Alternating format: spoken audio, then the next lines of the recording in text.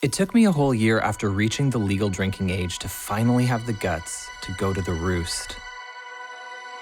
Wearing a black dress shirt, gray cargo pants, a bronze Indian necklace, and light blue glitter around my eyes, I nervously walked into Edmonton's most popular gay bar. I wasn't sure what to expect, but I knew I was searching for sanctuary. I hoped to be greeted by a circle of gays holding hands under strobe lights and swaying to heavenly R&B that would open to embrace me. Together they would say, "You are home." Instead, through the smell of stale beer and the sound of a Celine Dion techno remix, I heard someone yell, "Fucking drag queens, they need to get their own bar." I always credit the Roost as the place where I learned that being oppressed doesn't prevent you from oppressing others. I learned this over and over again in mutated ways.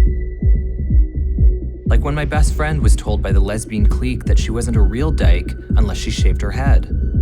And even after she did, she wasn't embraced. Or when I learned that exotic was code for not white, which was code for not like us, which was code for here comes 5 years of hating my brownness.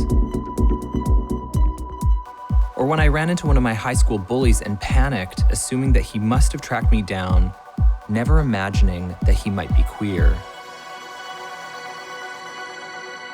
And yet, despite the ways that our communal self-hatred was aimed at each other, I kept returning. Maybe because we were all forced to be low-key in our everyday lives, the unpredictability of the Roost was kind of addictive. What was gonna happen? The only way to find out was to go. I went looking for teenage love, to feel desirable. Or perhaps I was actually seeking confirmation of my undesirability. I would often mentally select the hottest guy in the room and spend the rest of the night obsessing about whether or not he would notice me, approach me, dance with me. If he did, I was shocked. If he didn't, I felt validated. Why did I keep playing this game? Why did I keep going back? Sometimes it was as simple and as thrilling as hoping the DJ would play that George Michael song so I could take over the dance floor and for 4 minutes and 30 seconds feel invincible. I might not have been the most attractive boy in the bar, but I knew I had moves.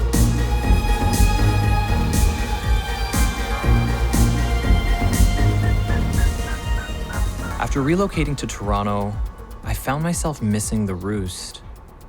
In the big city, there was a bar for every kind of gay man. Twinks, leather daddies, hipsters.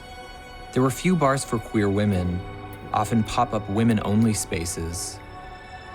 Somehow, being in a city with hundreds more queer people meant that we chose to spend less time with queers who didn't look or desire like us.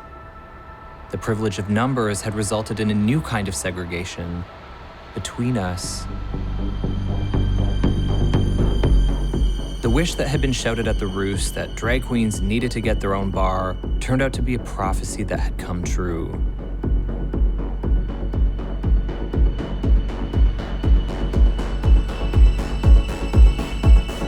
While the Roost was far from idyllic, being forced to share a space meant just that. We were forced to share, forced to engage with each other, and that force of different kinds of queers dancing collectively felt as close to a definition of queer as I've yet to encounter. We were wounded. We were cruel. We were innocent. We were searching. We were lustful. We were ecstatic. We were together. The Roost closed in 2007, 2 years after gay marriage became legal, 30 years after it had opened, and almost 40 years after homosexuality was partially decriminalized in Canada. Today, the building houses a Canada Border Police office.